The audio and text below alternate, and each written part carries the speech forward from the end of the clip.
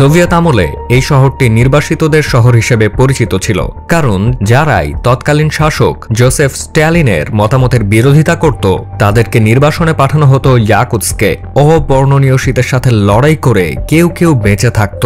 বর্তমানে এখানে মানুষের বসবাস স্বাভাবিক হয়ে এলেও এর উপাধিটা এখনো রয়ে গেছে, বরফের নরক।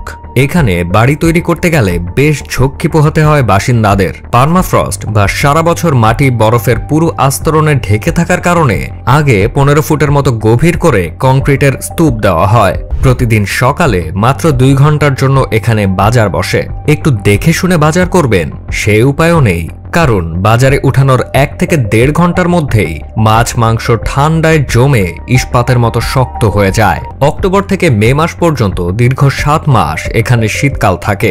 বিশ্বের আর কোনো অঞ্চলে এতটা দীর্ঘ সময় ধরে শীতকাল স্থায়ী হয় না।